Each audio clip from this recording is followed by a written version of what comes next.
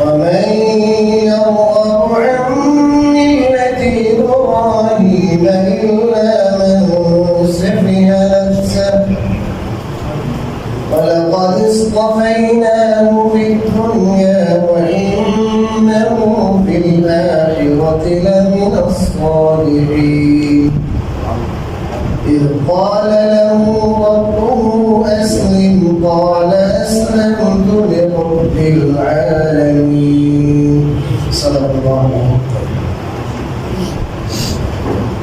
সম্মানিত মুসলিমরা আমরা আল্লাহর দরবারে লাখ কোটি শুকর আদায় করি যে তিনি আমাদেরকে প্রতি সপ্তাহের ন্যায় আজও তার পবিত্র কালামের তাফসীর করা এবং শোনার মতো বড় নিয়ামত আমাদেরকে দান করেছেন। এটা আল্লাহ তাআলার মেহেরবানি, তার কৃপা ছাড়া কিছু না। এই জন্য আমরা কালিমাত শুকর আদায় করে থাকি। একটা মাসালা বলছি, কেউ খারাপ মনে করবে না। আমাদের কাজ হলো সংশোধন করা, মাসালা বলে দেয়। কোরআনে কারীমের একটি আয়াত সূরা আরাফে, এই আয়াতে আল্লাহ বলেছেন ইযা কুরিআল কুরআনু ফাসতামিউ লাহু ওয়া আনসিতু লাহু। যখন কোরআনে কারীম তেলাওয়াত করা হবে তখন মনোযোগ সহকারে কান পেতে শোনো এবং চুপ থাকো। কোরআনে কারীম যখন তেলাওয়াত হয় এটা কার কালাম? আল্লাহর কালাম যখন হয় তখন আমাদের কালাম বন্ধ থাকতে হবে। কি থাকতে হবে? আল্লাহর কালাম হয় এখন আমারও যদি কালাম হয় আল্লাহটা থেকে আমারটা বেশি জরুরি। এমন জানেন না? এই জন্য কোরআনে কারীম তেলাওয়াত যখন হয় তখন শোনা ওয়াজিব। তখন কি এটা শোনা ওয়াজিব, কোরআনে কারীমের হুকুম আবেদন থাকবে। আল্লাহ তাআলা আমাদেরকে তৌফিক দান করুন। আমি আপনাদের সামনে পবিত্র কোরআনের সূরা বাকারার 129, 30 এবং 31 নম্বর আয়াত পাঠ করেছি। যারা আপনারা নিয়মিত বসেন আপনারা জানেন আমরা 129 নম্বর আয়াতের একটি অংশ হযরত ইব্রাহিম আলাইহিস সালাম যে দোয়া করেছিলেন যে এমন নবী আল্লাহ আপনি প্রেরণ করেন, এমন রাসূল প্রেরণ করেন যে রাসূলের তৃতীয় দায়িত্ব বা চতুর্থ দায়িত্ব হবে যে তিনি তার উম্মতদেরকে শুদ্ধ করবেন, তাদের আত্মশুদ্ধ করে দিবেন। আত্মশুদ্ধ করা, আত্মশুদ্ধির মেহনত, এই জিনিসটা নিয়ে আমরা আলোচনা করছিলাম। গত সপ্তাহে বলেছিলাম যে আত্মার রূপ কি এবং আত্মার রূপ থেকে পরিত্রাণের উপায় কি, সেখানে আমরা একটা সিম্পল আলোচনা করেছিলাম যে আত্মার মধ্যে একটা রূপ হলো পদের রূপ। বলেছিলাম যে পদে এটা কত বড় মারাত্মক রূপ। এই ধরনের বহু রূপ আছে, এই রূপগুলো মানুষের আত্মায় জন্মায়। এই সমস্ত রূপ থেকে মুক্তির উপায় কি? তো হযরত ইব্রাহিম আলাইহিস সালাম দোয়া করতেছিলেন এমন রাসূল আপনি পাঠান যে রাসূলের গুরু দায়িত্ব, বুনিয়াদি বেসিক যে একটা দায়িত্ব, এর মধ্যে একটা দায়িত্ব হবে তিনি তার উম্মাহকে পরিশুদ্ধ করবেন। এই সমস্ত রূপ যেগুলো আশাবাদে মানুষের অন্তরে, এই সমস্ত রূপটা দূর করার জন্য উনি ডাক্তার হিসেবে থাকবেন। ডাক্তার, আধ্যাত্মিক রোগের ডাক্তার। আমাদের এই যে এখানে হাইটেক হাসপাতাল সহ সারা বাংলাদেশে হাজার হাজার হাসপাতাল, হাজার হাজার রোগী। তার মানে আমাদের শারীরিক রোগের ব্যাপারে সচেতনতা আছে, রোগীও বেশি, ডাক্তারও বেশি। কিন্তু আর্থিক বা আধ্যাত্মিক রোগের ব্যাপারে সচেতনতা কম আর ডাক্তারও কম। এ ব্যাপারে কি নাই আমাদের সচেতনতা। আজকে আর দুই একটা রোগের ব্যাপারে আলোচনা করেই এবং এই রোগগুলো ভালো করার উপায় কি। রোগ তো বুঝবো যে রোগ আছে, সবচেয়ে আমি আলোচনা একটু দীর্ঘ এটাও করছি যে আমাদের বর্তমান সমাজে এই সমস্ত রোগের ব্যাপারে অত্যন্ত অলসতা পরিলক্ষিত হচ্ছে। যে আমি রোগী কিন্তু আমার মধ্যে বিবেকের মধ্যেই নাই যে আমি অসুস্থ। মানে ক্যান্সারে আক্রান্ত হয়ে একবারে মরার কাছাকাছি, কিন্তু উনি বুঝতেছে না যে আমার ক্যান্সার হয়ে গেছে। হয় না? এইগুলো আমাদের ভিতরে অনেক রোগ, কিন্তু আমরা বুঝতেছি না যে আমাদের কি আছে, রোগ আছে। এই জন্য আমি একটা উদাহরণ আমি আরেকটু চাচ্ছি, সপ্তাহে দিয়েছি, আপনারা যদি একটু বিরক্ত বোধ না করেন, এটা আমাদের প্রয়োজন। কোরআনে কারিমে বহু জায়গায় আছে আত্মশুদ্ধির কথা, হাদিসে আছে আত্মশুদ্ধি, এবং ওয়ে কি, ব্যবস্থাপত্র কি, রাস্তা কি। একটা রোগের নাম হলো বদ্ধ। মানুষের মনের মধ্যে বদ্ধ একটা ভাব, আমি বদ্ধ। এই রোগটা এই দুনিয়াতে যত মানুষের মাঝে ছিল, শয়তানের মধ্যে তো ছিলই। এই শয়তান সর্বপ্রথম এত বড় ইবাদত গুজার, এই শয়তানের এত হাজার হাজার বছরের ইবাদত, সে একটা দোষ করেছিল, অহংকার প্রদর্শন করেছে, এর ভিতরে বদ্ধ আসছে। আমি ভাবো আমি সরস হইয়া ভালো হইয়া আমি যে আমার থেকে যে মর্যাদায় কম, তার সঙ্গে আমি সালাদা করে দিলাম, তাকে আমি সমান করবো কেন? এই অহংকার তার মধ্যে ছিল। তোর এবাদতের কোনো বিয়ে আমার কাছে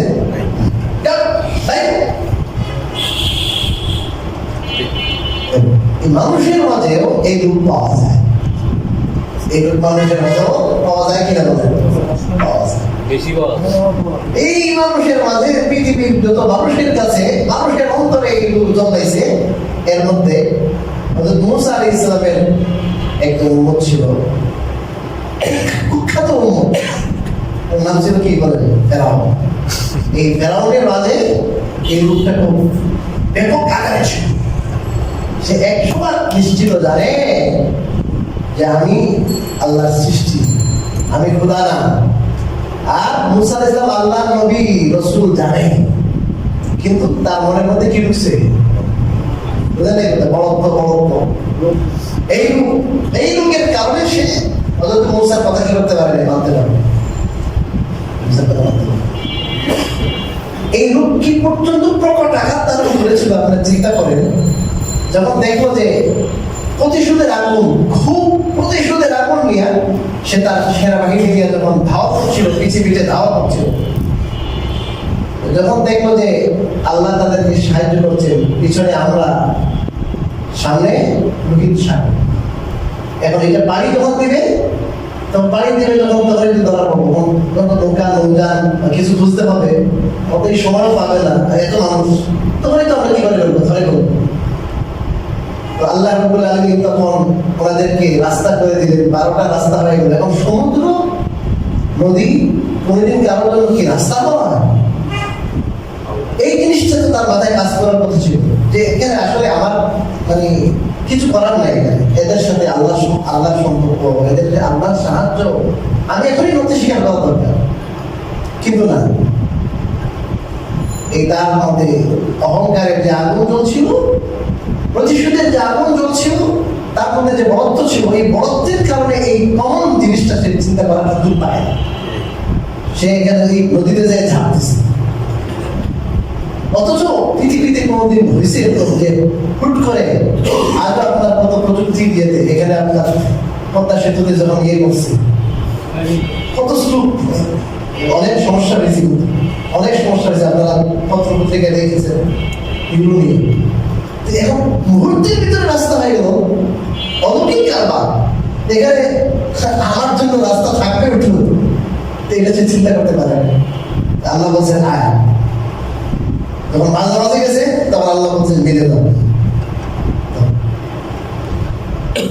রাসূল কারীম সাল্লাল্লাহু আলাইহি ওয়াসাল্লামের উম্মার মধ্যে একটা ফেরাউন ছিল, বহু ফেরাউন ছিল, বড় ফেরাউন ছিল আবু জাহাল। এটাকে বাংলায় আবু জেহেল বলে, আরবিতে আবু জাহাল, সঠিক শব্দ হলো জাহাল। তো বাংলায় জেহেল বলে আর কি। সেই আবু জাহাল সে জানতো ইনি রাসূল। বহুবার রাসূলের মুজিজা সে নিজের চোখে দেখেছে, বহুবার দেখেছে। ওনাকে মারার জন্য, সে তার অবস্থা দুনিয়া থেকে খতম করার জন্য আগেছে। বিরাট এক জন্তু, বললা এটা কুটের মতো হবে, গিলে খেয়ে গেল। এখন সে কাঁপতে কাঁপতে আসতেছে, কিরে মানুষ তো দেখতেছে না, কিরে তুমি গেলা ভাই আমি একটু আগে এই যে অবস্থা দেখছি। রাসূল কারীম সাল্লাল্লাহু আলাইহি ওয়াসাল্লাম বলেন যে একটু যদি আরেকটু আগেই তো তারা তো খাইয়ে দিতে একবার শেষ করে দিত। তো সে তো দেখেছে, এই মুজিজাগুলো দেখেছে সে। আজকে আমরা দেখেন আপনার 5000-6000 কিলোমিটার দূর থেকে আমরা মনের মধ্যে কামনা বাসনা দোয়া করি, আল্লাহ রাসূলের রওজা থেকে একবার সালাম দিতে পারি। আর এই লোকে সরাসরি রাসূলকে দেখেছে, এত মুজিজা দেখেছে, কিন্তু তার কপালে কি নাই, ঈমান নাই। সে বুঝেছে, দেখেছে, মুজিজা দেখেছে, 100% সত্য যে রাসূল, কিন্তু অন্তরের মধ্যে কি ছিল? অহংকার ছিল। এই জন্য কি করে অহংকার, এটা একটা বড় রূপ। অহংকার পুরো এমন রূপ যে রোগের কারণে মানুষ জুলুম করে। বলেন অহংকারের কারণে কি করে মানুষ জুলুম করে? অহংকার আর আপনার জুলুম একটা একটার সাথে রিলেটেড। অহংকার আসলে জুলুম আসবে, কারণ দেখবে যে আরেকজন বড় হয়ে যেতেছে, এখন অনেক যে কোনো ভাবে কি করতে হবে, তাই না? তারই বিরোধী দল আমার থেকে কি হয়ে যেতেছে, আরে না কোনো ভাবে করা যাবে না, এর মামলা দেব, মামলা আর হামলা দুইটা। মামলা দিবেন আর কি দিবেন? হামলা দিবেন। হামলা করেন একবারে বর্তমানে দিবেন, এই অস্ত্র ছিল দুইটা। এটা হামলা করবেন আর কি দিবেন? মামলা দিবেন। নিজে অপরাধ করে উল্টা আবার কি দিব? মামলা। আরে আল্লাহ, হেফাজতের যে ইয়েটা তার আমি ছিলাম মাঠে, কি পর্যন্ত জুলুম আর নির্যাতন করলো, লাইট নিভাইয়া, টেলিভিশন বন্ধ করে, কোরআন নিজে পড়াইয়া, উল্টা এখন এমন ভাবে পাইকারি বলা কেমনকে ধরো, গ্রেফতার করো, মামলা দাও, রিমান্ড দাও।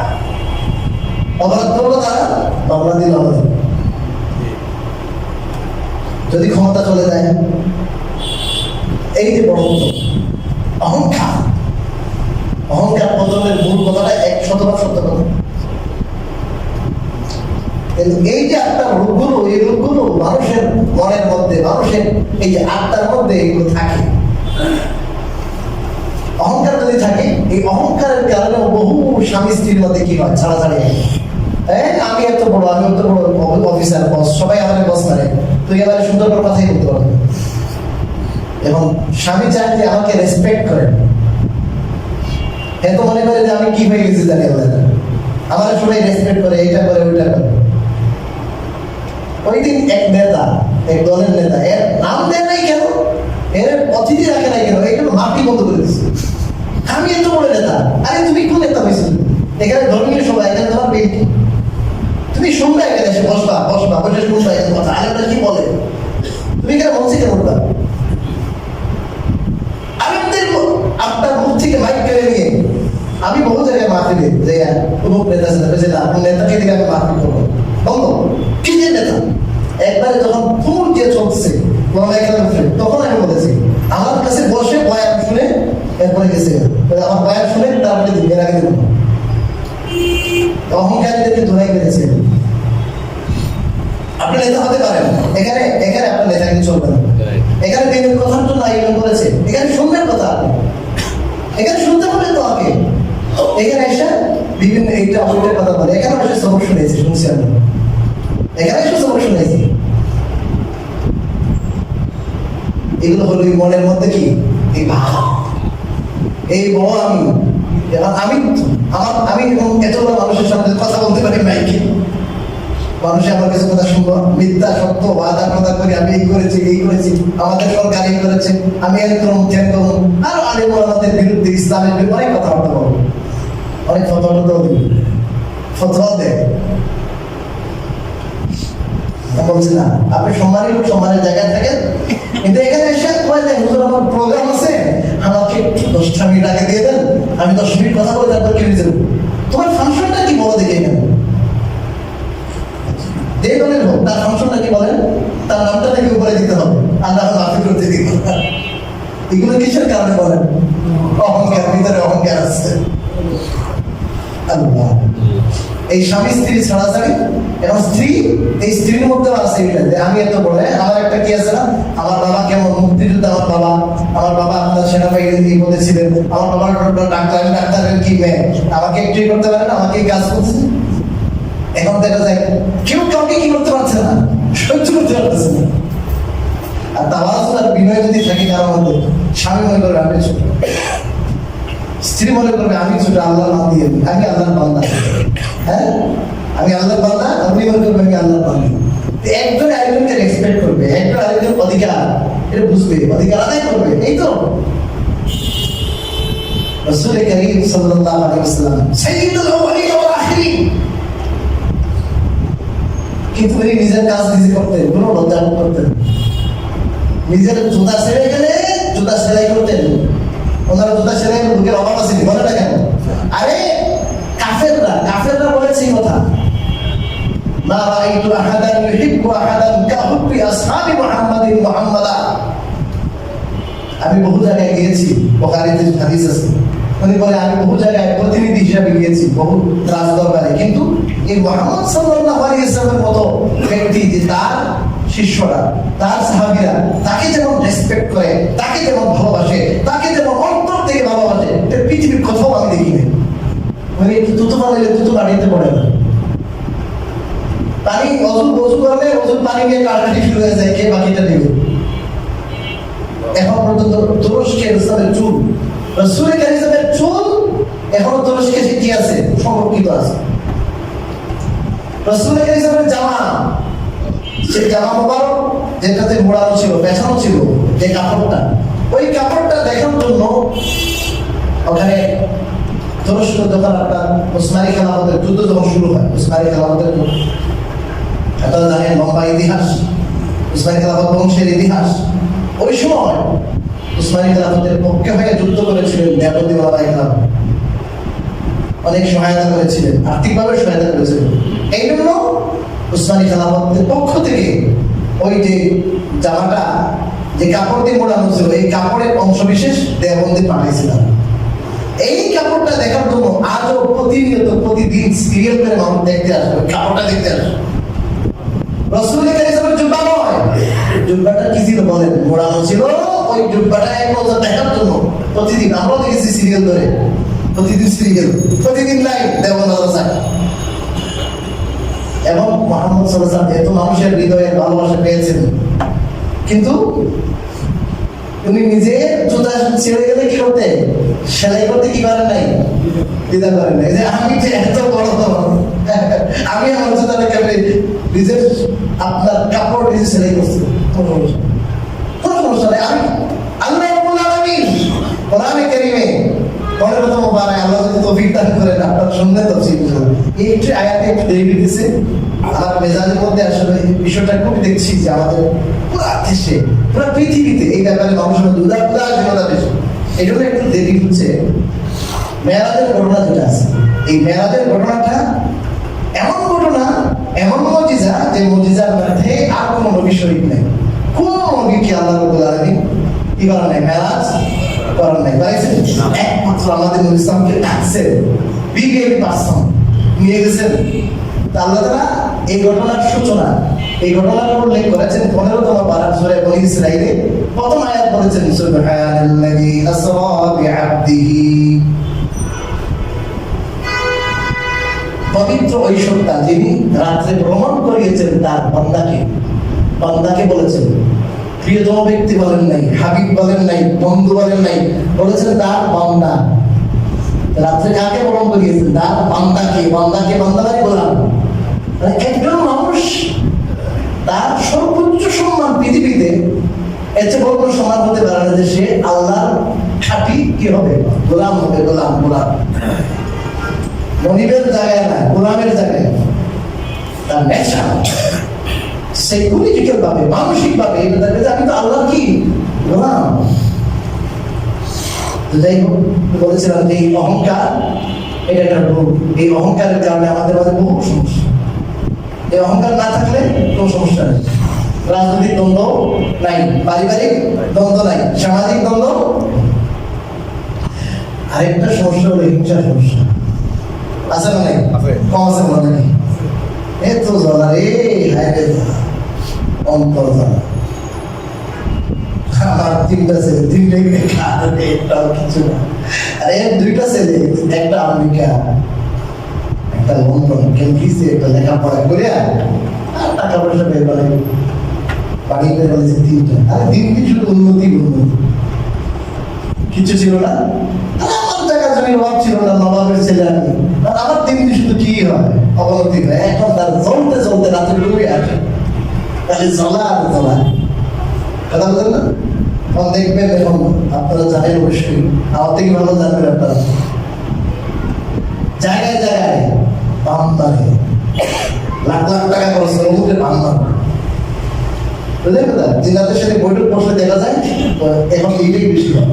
এই জিন্দা দিনগুলোরে ব্যবহার করা হচ্ছে, অমুকের বাম মারো, অমুকের ক্ষতি করো, অমুকের মাইরা দাও, অমুকের ব্যবসা নষ্ট করো, স্বামী স্ত্রীর মধ্যে দ্বন্দ্ব লাগাই দাও। এই সবগুলোর মূল কি? হিংসা। কি বলেন না কেন? হিংসা। মানুষের কি করা? হিংসা করলে মানুষের ক্ষতি করে। মানুষের হিংসা যখন আসবে, তার প্রতি হিংসা তার কিভাবে বলেন? ক্ষতি করবে। অনেক বড় হারাম কাজ। মানে আল্লাহর যে তাকসীম, দুনিয়াতে কেউ ভালো আছে, কেউ খারাপ আছে, কারো রিজিক বেশি, কারো কম, কেউ কারো উন্নতি হচ্ছে, প্রমোশন হচ্ছে, কারো কি অবনতি, এগুলো সব কে করে? আল্লাহ করে। আল্লাহ বন্টন। কোরআনে কারীমে আল্লাহ বলেছেন, নাহনু কাসামনা বাইনা মাঈশাতাকুম, আল্লাহ বলেছেন এই মাঈশাত জীবিকা, এই সবগুলো আমি কি করছি? বন্টন করছি। আল্লাহ তাআলার কি অনুযায়ী? শিডিউল অনুযায়ী, আল্লাহর তাকসীম, আল্লাহর বন্টন অনুযায়ী সব কিছু হচ্ছে। এখন আমি কি নাই? রাজি নাই এটাতে। আল্লাহর বন্টনে কি নাই? রাজি নাই। এটা না হিংসা। শেখুল ইসলাম আল্লামা আহমদ শফী রাহিমাহুল্লাহ আমাদেরকে বলেছেন এই কথা। হিংসু সে আল্লাহর বন্টনের উপর কি নাই? রাজি নাই। হিংসা আছে না নাই? এরকম বহু লোক আছে। এখন আমি কয়েকটা মিক্স বললাম। এখন আসেন এটা থেকে পরিত্রাণের উপায় কি? আধ্যাত্মিক বহু রোগ আছে, এই রোগের থেকে পরিত্রাণের উপায়। প্রথম কথা হলো, পরিত্রাণের জন্য ডাক্তার লাগবে। নিজে নিজে এই সমস্ত রোগ নিরূপণ করা এবং নিজে নিজে ভালো হওয়া অনেক জটিল, অনেক কঠিন। স্পষ্ট কথা। আল্লাহ বলেছেন ইউজাক্কিহিম, ওই নবী তাদের পরিশুদ্ধ করবেন। তো বুঝা গেল কি লাগবে? পরিশুদ্ধকারী লাগবে। ডাক্তার কথা বলবে না কেন? ডাক্তার না, ডাক্তার না। এই ডাক্তারের প্রথম কাজ কি? ডাক্তারের প্রথম কাজ হবে নিরূপণ করা।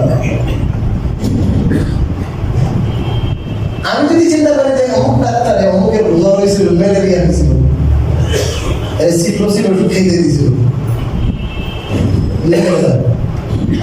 Amoxicillin plus clavulanic acid, amoxicillin plus clavulanic acid 650 mg দেখছে, ও এটা হ্যাঁ তো ম্যালেরিয়া গিয়েছে।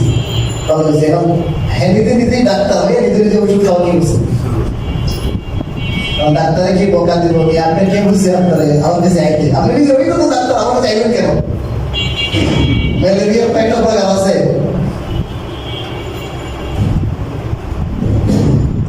এখন ডেঙ্গু হয়ে আছে, অ্যান্টিবায়োটিক খাওয়া যাবে না। ডেঙ্গু হয়ে অ্যান্টিবায়োটিক খাওয়া যাবে না। কারণ আপনার ডেঙ্গু টেস্ট ছাড়া ওই বেটা কি কার্বনিক অ্যাসিড খাওয়া শুরু করছে।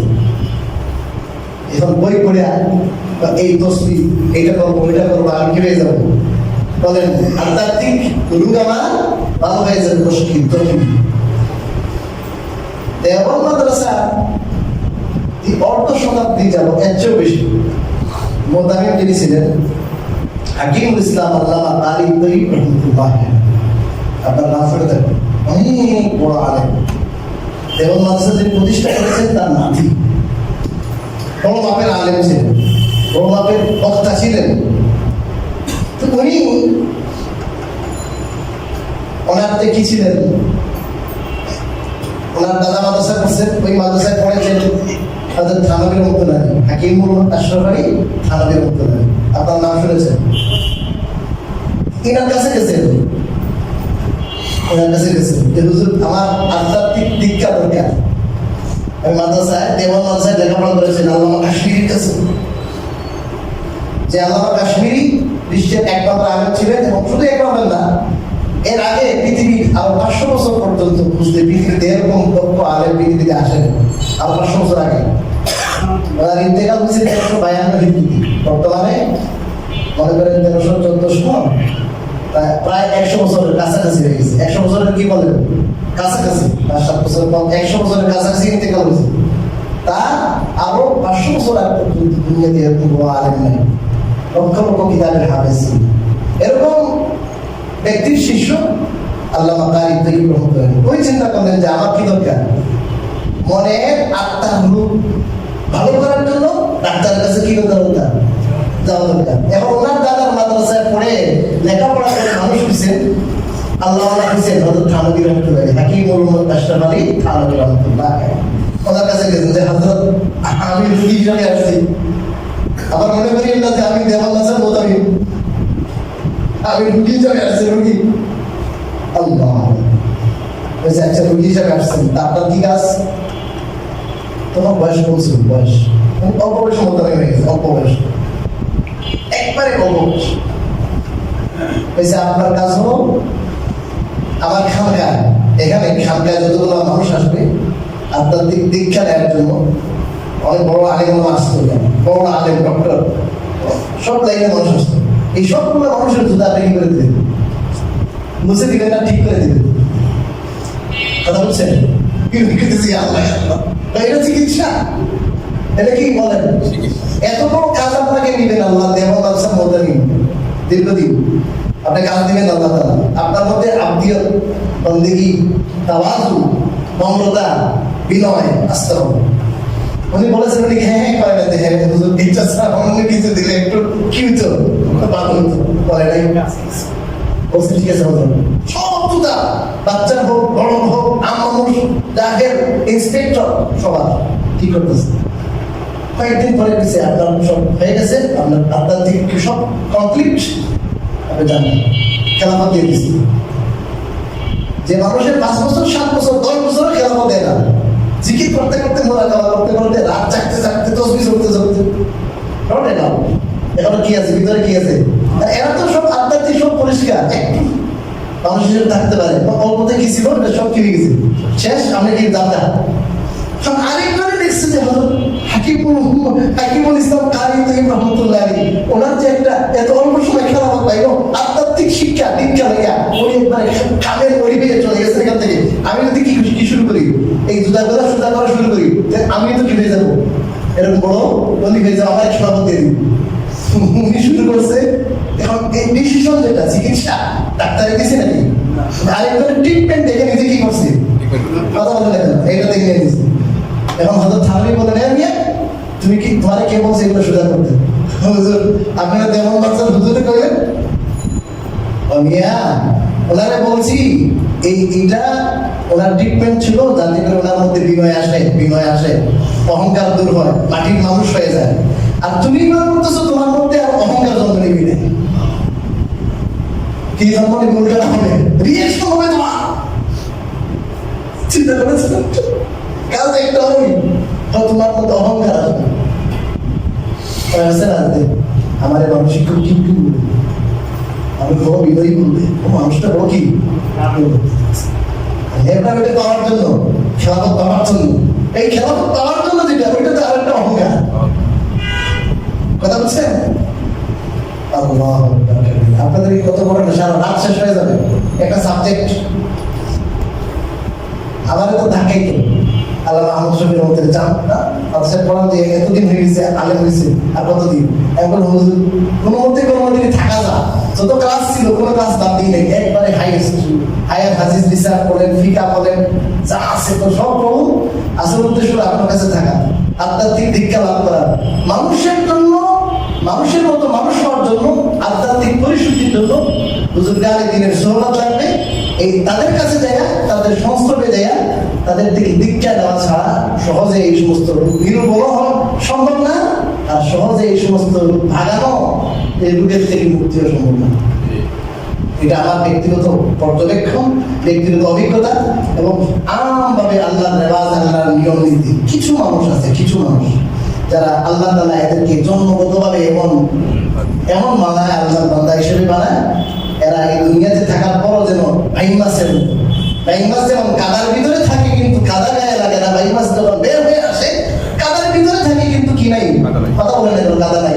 এরকম কিছু মানুষ মুশকিল সময় থাকতে পারে যারা এই দুনিয়ার কাদা, এই দুনিয়ার পরিবেশে থাকলে অহংকার আসবে, দুনিয়ার পরিবেশে থাকলে হিংসা আসবে, দুনিয়ার পরিবেশে থাকলে আর অনেক আপনার খারাপ চরিত্রে মানুষ চরিত্রবান হবে, আত্মা কলুষিত হবে। কিন্তু এই সমস্ত মানুষকে আল্লাহ তাআলা সৃষ্টিগতভাবে এমন বানাইছেন, এই সমস্ত মানুষ ওই কাদার ভিতরের মাছের মতো, কিন্তু এগুলো হাতে গোনা মানুষ, বেশি না, সংখ্যা খুবই কি। এই জন্য আমাদের কি লাগবে বলেন, কি লাগবে? আধ্যাত্মিক দীক্ষা যাদের আছে তাদের সংস্রব লাগবে, তাদের সহবত লাগবে যদি মানুষ হতে চায়। আল্লাহ তাআলা বলেছেন, একবার আল্লাহ বলি, এটা বলে শেষ করতেছি, প্রতিদিন এরপরে আয়াত আসতেছি কিন্তু পারতেছি না, এর আগের সামনের সপ্তাহে এটা বাদ দিয়ে দেবো, এরপরের থেকে ইনশাআল্লাহ করবো। আমরা মুস্তাকিম তো চাচ্ছিলাম, আমার মতো সবকে বলেছে মাঝে মাঝে যেমন আল্লাহ মানুষকে আরাধন খান, এখানে বহু মানুষ আছে দেশ ওরা তারা নিতে চায়, এই সমস্ত আল্লাহ মানুষ আমাদের দেশ থেকে নাই হয়ে যেতেছে সবসময়, সব জামানায় কেউ না কেউ থাকবে। কিন্তু আগে খুব ব্যাপক ছিল, অনেক ছিল, এখন কেমে যেতেছে বলেন, কমে যেতেছে। মাঝে মাঝে কি দরকার বলেন, এই সমস্ত বুজুর্গকে দেখবেন, আরে ভাই ওয়াজ শুনে বেশি কিছু হবে না, এত ওয়াজ লাগবে না, সুহবত লাগবে। কি লাগবে বলেন, সুহবত। এই সুহবতে মানুষের ইসলাম, সুহবতে দেওয়ার মানুষের যখন আমরা লেখাপড়া করি, হাদিসের সবগুলো কিতাব বাংলাদেশে পড়ে গেছি, ওখানে যাই ওগুলো আবার পড়ছি। এখন চিন্তা করলাম এগুলো তো একবার পড়ে আসছি, এখন রাত্রে একটা ক্লাস ছিল এসব পরে, ওই ক্লাসের আগ দিয়ে এর বড় বুজুর্গ আছে আল্লামা কমরুদ্দিন সাহেব, প্রায় 60 বছর হয়েছে দেওয়ান মাজার উস্তাদ, উনি আরেকজন বুজুর্গ আল্লামা ইব্রাহিম বলিয়াবি, তার শপথ পেয়েছেন। আমি চিন্তা করলাম আমার এই ক্লাস করা থেকে মনে হচ্ছে খুব জরুরি, এই একটা বছরের মধ্যে মাত্র একদিন মিস করেছি, কোন একটা ঘটনার কারণে মারাত্মক সমস্যা ছিল। এই একটা প্রতিদিন ওনার কাছে আসরের সময় যেতাম, আসরের নামাজ এখানে আপনার 15 মিনিট আধা ঘন্টা আগে ছিল, একবার ডেইলি, একদিনও মিস করি নাই। এই উদ্দেশ্য কি? আধ্যাত্মিক দীক্ষা।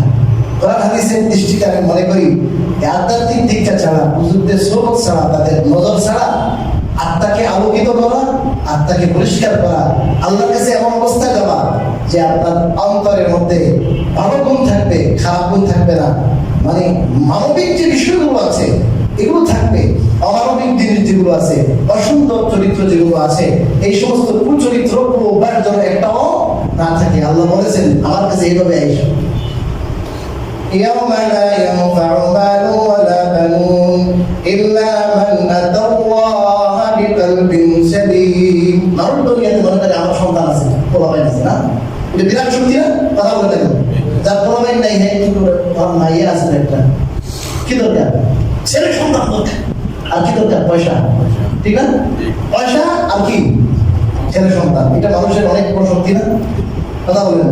আল্লাহ বলেন এটা কি আমাদের কোনোই কাজে আসবে না, তবে কাজে আসবে যে রূপ মুক্ত কলম নিয়ে আসবে। কি মুক্ত? রূপ মুক্ত কলম, যে কলমে রূপ আছে এটা নিয়ে যদি আসবে, কাম হবে না, দূরেই লাগবে জাহান্নামে, জাহান্নামে যাইয়া ওই সমস্ত কলমে রূপ এটাকে ভালো করার জন্য ধুলাই, কোন জায়গায় ধুলাই? আগুনে, আগুনে, আগুনে ধুলাই দিয়া অহংকার বিদায় করবে ওখানে। কারণ জান্নাত এই সমস্ত রূপী মানুষের জন্য হারাম। যেই মানুষের দিলের মধ্যে অহংকার আছে, যেই মানুষের দিলের মধ্যে বিয়ে আছে, যেই মানুষের দিলের মধ্যে আপনার বলতামি আছে, যেই মানুষের হৃদয়ের মধ্যে হিংসা আছে, এরকম বহু রূপ আল্লাহ বলেন আমার জন্য, আমার জান্নাত তাদের জন্য হারাম। এগুলো রূপ ভাইরাস, এই ভাইরাস দিয়ে কোথায় যাওয়া যাবে না, কথা বলে না, জান্নাতে যাওয়া যাবে না। এই ভাইরাস থেকে মুক্ত হইয়া, পরিষ্কার হইয়া, শেফা লাভ করে আসবে জান্নাতে। আর না হয় এখানে চলবো না, বেটাকে দিয়ে চলবো। আর যদি ইমান নিয়ে আসো, ভাইরাস থেকে কি বাড়ানোর জন্য, দুধ বাড়ানোর জন্য ওখানে যাওয়া লাগবে। কোয়ারেন্টাইন ছিল না, কোয়ারেন্টাইন ছিল কিনা বলে দেখো, এই কোয়ারেন্টাইন দীর্ঘমেয়াদী, অল্প মেয়াদী, প্রত্যেকের রূপ বুঝা দুলাই হবে কোথায়, কথা বলে দেখো জাহান্নামে। এর চেয়ে ভালো না দুনিয়াতে দুলাই, দুনিয়াতে কারো কাছে যায় মুরিদ হন, মুরিদ নাই হন, সোহবতে যান, তার কথা শুনেন, তার কাছে সঁপে দেন, উনি যা বলে শুনেন, ইনশাআল্লাহ দুনিয়াতে দুলাই হয়ে যাবে, আর আখিরাতে জামাই আদরে আরো বড় আদরে জান্নাতে যাবে। 1 সেকেন্ডের জন্য জাহান্নামে এখন যাওয়া লাগবে। এই জন্য সারা বছর একদিনও মিস দিলে হুজুরের সোহবতে যাইতো, সোহবতে যেতে হবে, সোহবত জরুরি। তারপর এই ব্যাপারে আপনারা এখানে যারা আছে একটু সচেতন থাকবেন ইনশাআল্লাহ। মাঝে মাঝে আপনারা যদি আমাকে আপনাদের খেদমত করবেন, আপনাদের খাদেম, এই কোরআন সামনে আপনাদের খাদেম, আলহামদুলিল্লাহ আধ্যাত্মিক ব্যক্তি যারা আছেন সবার সাথে আলহামদুলিল্লাহ আমাদের মিত্রতা আছে, মহব্বত আছে, ভালোবাসা আছে। সহজেই আপনাদেরকে আপনাদের একটু উচিত আছে সবার সাথে 24 সম্মান করেন, সবাই স্নেহ করেন। ইনশাআল্লাহ আপনাদের সামনে হাজির করা যাবে। আপনাদের সব নিয়ত লাগবে, শুধু ভালো কি লাগবে বলেন? নিয়ত লাগবে। কি বলেন? এত বেশি ওয়াজ লাগবে না, একটু কি সোহবত। ঠিক আছে ইনশাআল্লাহ। আজকে আমরা কি বুঝলাম যে এই আধ্যাত্মিক অনেক রোগ আছে, আর রোগের চিকিৎসার জন্য চিকিৎসক লাগবে। উপায় কি বলেন? উপায় হলো চিকিৎসক, যার মধ্যে কি আছে? আধ্যাত্মিক দীক্ষা আছে, যার মধ্যে আল্লাহ রাব্বুল আলামিন সেই জিনিস দিয়েছেন, উনি নিরূপণ করতে পারেন আর কিও করতে পারেন, চিকিৎসা। এই সমস্ত মানুষের সোহবত এইগুলো আমাদের জন্য জরুরি। এইভাবে আমাদের কি হতে পারে বলেন? পরিত্রাণ হতে পারে, রোগ মুক্তি হতে পারে। আল্লাহ রাব্বুল আলামিন আমাদেরকে এই বিষয়টা বিবেচনা করে আমাদেরকে আধ্যাত্মিক দীক্ষা লাভ করার তৌফিক দান করেন। আমিন।